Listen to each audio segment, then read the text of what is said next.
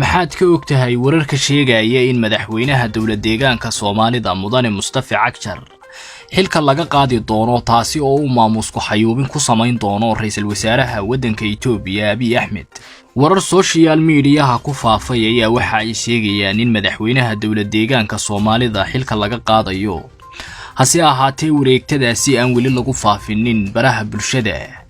iyo warbaahinta taasi oo weli ku laalan ra'iisul wasaaraha waddanka Itoobiya Abiy Ahmed. maadaama madaxweynayaasha dawlad deegaanka Soomaalida uu soo magacaabo ra'iisul wasaaraha talada waddankaasi Itoobiya markaa haya ayaa madaxweyne Cagjar iyo ra'iisul wasaare Abiy Ahmed waxay isku fahmi waayeen ama isku maandhaafeen sida wararku ay sheegayaan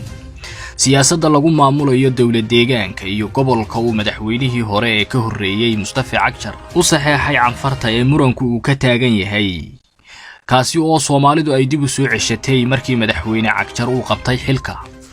dawladda federaalka ah ee Itoobiya ayaan dagaalkii Soomaalida ku dhex marayay iyo canfarta gobolkaasi dhexdhexaad ka ahayn kaasi oo ay garab nugle oo muuqda ku siisay maamulka canfartu sidii ay u soo ceshan lahaayeen gobolkaasi. haddaba xilka qaadista uu ra'iisul wasaare Abiy Ahmed la damacsan yahay madaxweynaha dawlad deegaanka ayaa waxa ay ka shidaal qaadanaysaa arrimahaasi iyo kuwa kale oo lagu kala aragti duwan yahay iyo dawlad deegaanka siyaasadda lagu maamulayo oo aan cajab gelin ra'iisul wasaare Abiy Ahmed. hase ahaatee wareegtada ka soo baxaysa ra'iisul wasaare Abiy Ahmed xilka lagaga qaadayo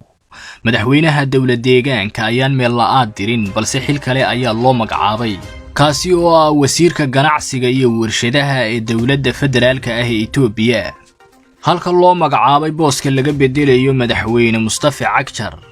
nin lagu magacaabo Aadan Faarax kaasi oo noqon doona madaxweynaha dawlad deegaanka Soomaalida ee Itoobiya.